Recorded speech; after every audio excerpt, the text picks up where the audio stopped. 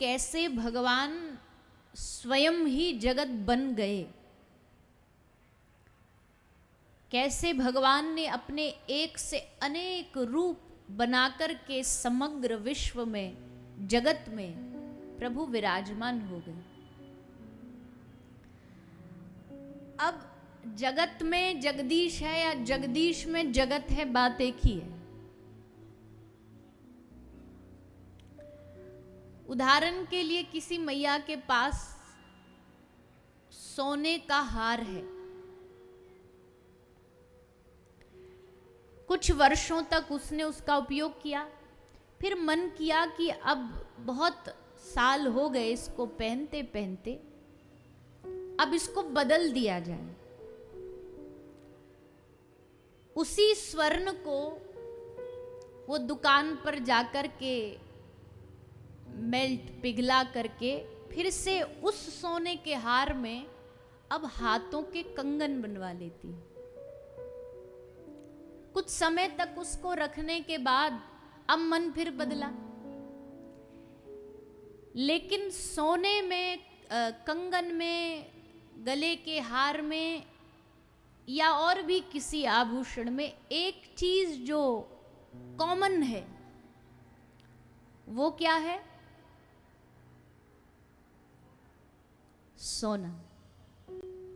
आकृति बदली पर हार के भीतर भी सोना है, कंगन के भीतर भी सोना है, कान का बना लेगी उसके भीतर भी सोना है। जो भी मिटा के जो भी बनाना चाहे मूलतः है सोना। ठीक उसी प्रकार ये प्रकृति इसके कण कण में जैसे हार में सोना है, कंगन में सोना है, वैसे संसार के कण कण में कौन है? प्रभु है, श्री कृष्ण है। अब अगर ये संसार मिटा भी, ये शरीर में भी कृष्ण है।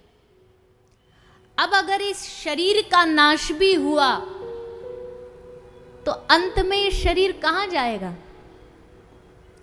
शरीर 5 चीजों से बना है, आकाश, वायु, तेज, जल, पृथ्वी। शरीर के मिटते ये 5 तत्व, इसलिए कहते हैं ना पंच तत्व में विलीन हो गया। ये पांचों में जाके मिल जाती है। वायु तत्व वायु में, अग्नि तत्व अग्नि में। अब वो तत्व कौन है? अग्नि कौन है? देव है, भगवान है, भगवत स्वरूप है। वायु कौन है? पवन देव है।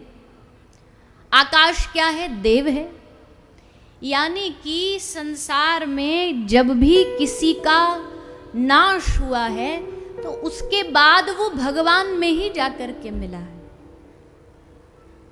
लेकिन अब इस सारे खेल के बीच में बड़े ध्यान से समझिएगा, एकदम मन यहाँ रखो। उत्सव होगा, वो विश्राम में होगा, तब न एक जोश दिखाना। अभी एकदम कथा ध्यान से कान लगा के। अब आपने तो ये कह दिया कि इस संसार में, जगत में भगवान है कण कण में, तो फिर जगत माया, जगत मिथ्या, ये सब बातें कहां से आ गई? और इस पूरी कहानी के बीच में माया कहां आती है और माया होती क्या है?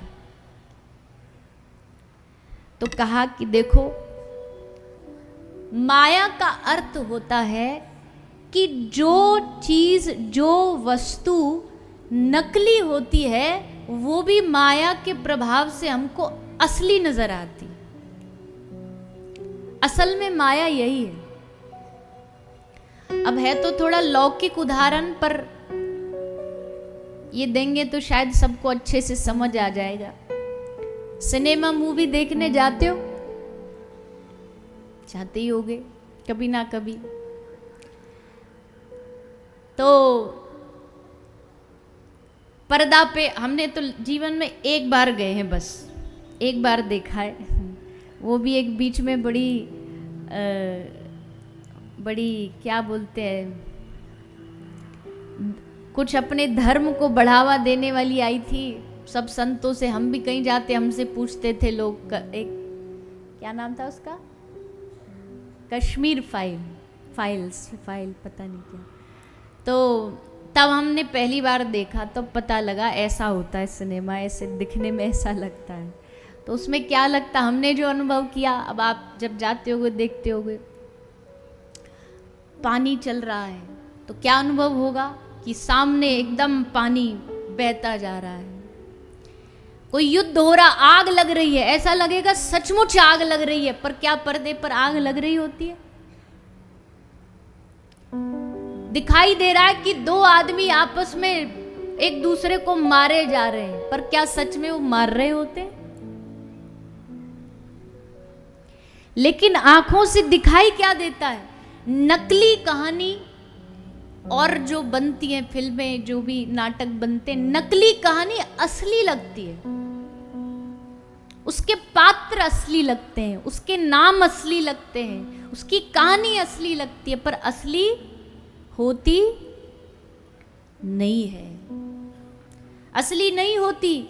असल में दो अभिनेता और उसका विरोधी वाला पक्ष का आपस में लड़ रहे हैं, एक दूसरे को मार रहे हैं, तलवारबाजी हो रही है, गोली मार रहे हैं, और फिर वही जैसे ही वो मास्टर बोलता कट, तो पीछे वही दोनों बैठ के दोनों हाथ में कप कॉफी का लेके साथ में पी रहे होते।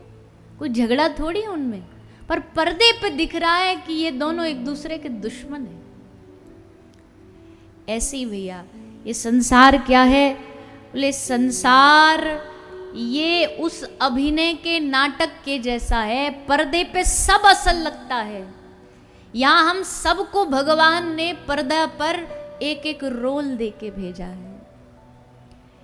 किसी को कोई रोल मिला है, किसी को परिवार का पालन करने का रोल मिला है, किसी को माँ का, किसी को पिता का, किसी को पति का, किसी को बेटे का।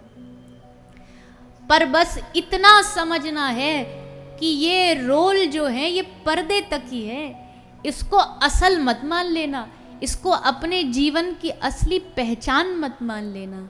अपनी असली परिचय को मानना, अपने नकली परिचय को असली मानना, ये हमारे जीवन की सबसे बड़ी भूल है।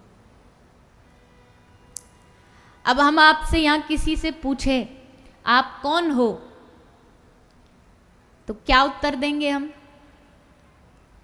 अपना नाम बताएंगे, अपना सरनेम बताएंगे, अपने राज्य के हिसाब से हम गुजराती हैं, हम बंगाली हैं, हम मारवाड़ी हैं, हम हरियाणवी, हम राजस्थान, ये सब बताएंगे। पर इस परिचय को हमने वास्तविक समझ करके असली जो परिचय था उसको भुलाया है। और असली परिचय क्या है? श्री चैतन्य महाप्रभु कहते हैं कि जीवेर स्वरूप होए नित्य कृष्णदास। असली हमारा स्वरूप यही है कि हम भगवान के दास हैं, भगवान हमारे स्वामी हैं, हम उनके दास के रूप में इस संसार में आए हैं, और दासता स्वीकार के हम उनको स्मरण करते हैं, हम उनका भजन करते हैं। इसलिए इस माया से बचने का क्या तरीका है? बोले माँ मतलब अंधकार।